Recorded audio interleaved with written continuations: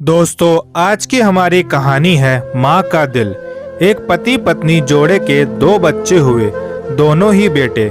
माँ बाप ने इन दोनों ही बच्चों को खूब प्यार से पाला पोसा, पढ़ाया लिखाया, बड़ा किया और इस काबिल बनाया कि यह अच्छी नौकरी कर सके, समाज में अच्छा जीवन व्यतीत कर सके। अपने बच्चों के लिए दिन रात कड़ी मेहनत करके एक बंगले जैसे 2 मंजिला घर बना दिया ताकि दोनों बेटे शादी के बाद भी एक साथ रह सके, लेकिन अलग अलग कमरों में रहें ताकि आगे चलकर कभी बंटवारे का विचार ना आए और इनमें लड़ाई झगड़ा ना हो। दोनों बेटों को अच्छी नौकरियां लग गई, दोनों की ही शादी हो गई। बड़ा बेटा जो घर के पहले माले पर रहता था, उसको एक बच्चा भी हुआ। पोते का मुंह देखकर दादा दादी बहुत खुश हुए। सब ठीक चल रहा था, लेकिन थोड़े ही दिनों बाद बूढ़े पति की मौत हो गई और जब तक पति जिंदा था, दोनों बेटे और बहू माँ का सम्मान किया करते थे। जैसे ही पति मर गया, दोनों बेटे और बहुएं हर दिन माँ की सेवा करना तो दूर, माँ को हर दिन खाना खिलाने के लिए भी राजी ना थे।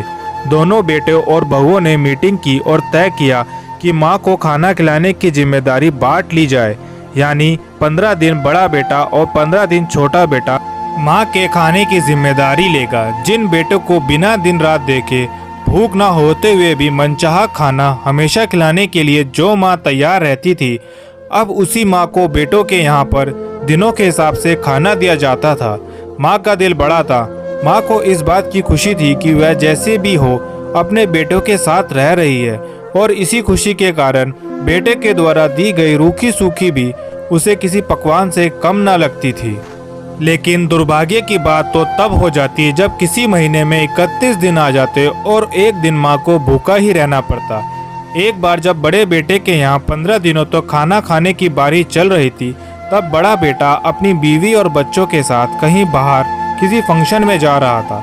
बड़ी बहू ने माँ से कहा, माँ जी आज खाना नहीं बनाया है, हम बाहर जा रहे हैं, वहीं खाएंगे, आप अपने लिए कुछ पका लेना और खा लेना।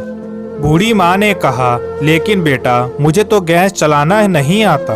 बहू ने कहा, तो फिर ऐसा कीजिए कि पास वाले मंदिर में भंडारा लगता है, आप वहीं पर जाकर खा लीजिए, तो आपको गैस चलाने की जरूरत नहीं पड़ेगी। पास ही में खड़ा बेटा और पोता यह सब सुन रहे थे, लेकिन कोई कुछ न बोला। बूढ़ी माँ को भूखा ही छोड़ दिया। बेटा और बहू फंक्शन में निकल गए। माँ को थोड़ा दुख तो हुआ, लेकिन फिर वह अपने आप को यह सोचकर मना लिया, ठीक है, तो कभी कभी बहू को भी घर के काम से आराम मिलना चाहिए, और भगवान का भंडारा खाने का सौभाग्य तो किस्मत वालों को ही मिलता है। माँ खुशी खुशी मंदिर में जाकर भंडारा खा आई। कुछ दिन ऐसे ही बीत गए। एक दिन बड़े बेटे की छुट्टी थी। बेटा, बहू और उनका बच्चा अपने घर में साथ में समय बिता रहे थे। माँ बाप छोटे बच्चे को पूछ रहे थे कि वह बड़ा होकर क्या बनना चाहता है और क्या करना चाहता है। छोटे बच्चे ने बड़े ही सरल भाव से माँ बाप को उत्तर देते हुए कहा, वह बड़ा होकर वकील बनना चाहता है। उसकी इच्छा इस घर से भी बड़ा एक घर लेने की है, लेकिन वह घर मंदिर के पास होना चाहिए। माँ बाप ने पूछा, घर के पास मंदिर क्यों होना चाहिए? तब बच्चा माँ बाप से कहता है, घर के पास मंदिर इसलिए होना चाहिए ताकि जब मैं बड़ा होकर किसी फंक्शन में बाहर जाऊं तो आप दोनों को ज़्यादा तकलीफ ना हो। मंदिर नज़दीक रहेगा तो आपको ज़्यादा दूर जाकर भंडारा नहीं खाना पड़ेगा। मासूम बच्चे का ऐसा जवाब सुनकर दोनों के ही पैरों तले से ज़मीन खिसक गई। उन्हें अपनी गलतियों का एहसास अब जाकर हुआ था, जो उनके 5 साल के बेटे ने पहले ही कर लिया था। दोस्तों, दुनिया के हर माँ बाप यह सोचकर अपने बच्चों को बड़ा करते हैं कि वह उनके बुढ़ापे की लाठी बनेंगे, ना कि वह लाठी बनकर उन्हीं की पीठ पर बरसेंगे। कर्म का चक्र निरंतर घूमता रहता है।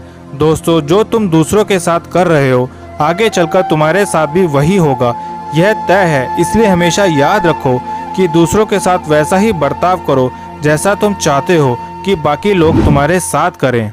अगर आपको हमारी ये कहानी पसंद आई तो वीडियो को लाइक करें और चैनल को सब्सक्राइब करें।